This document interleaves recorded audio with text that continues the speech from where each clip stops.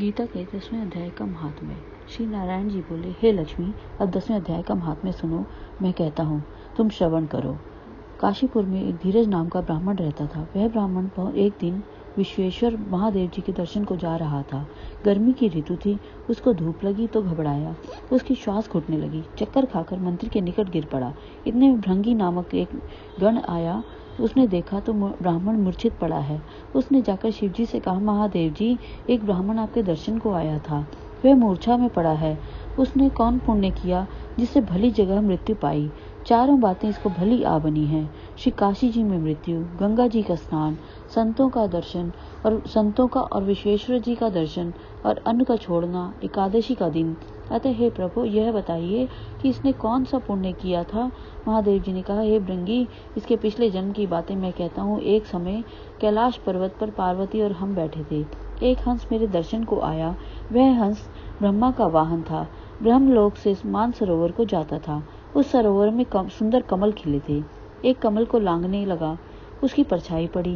वह हंस अचेतन काला हो गया, आकाश से गिरा। तब उसी समय उसी मार्ग में एक गण आया। हंस को गिरा देखकर गण ने कहा, हे स्वामिन, वह हंस आपके दर्शन को आया था, सो श्याम वर्ण होकर गिर पड़ा है। गण मेरी आज्ञा से हंस को ले आए। हमने पूछा, हे हंस, तू श्याम वर्ण क्यों हुआ?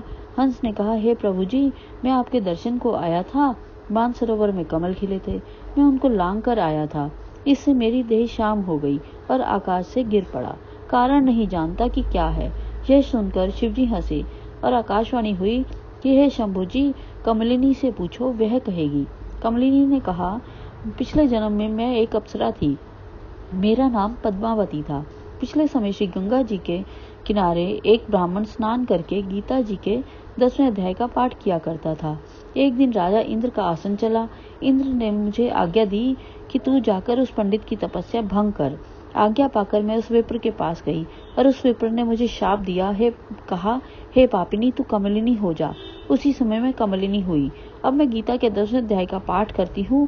उसी से मेरा तेज है। मुझको लांघने वाला काला होकर अचेत हो जाता है। तब हंस ने कहा, कैसे मेरा श्याम वर्ण श्वेत हो और तू इस कमलिनी की देह से छूट देव देह पाए? तब कमलिनी ने कहा, कोई गीता के 10वें अध्याय का पाठ सुनाए, तब मेरा उद्धार होगा। तब इसी ब्राह्मण ने उस सरोवर में स्नान कर शालिग्राम जी का पूजन कर 10वें अध्याय का पाठ किया। उस हंस और कमलिनी ने सुना, तब उनका उद्धार तत्काल हुआ।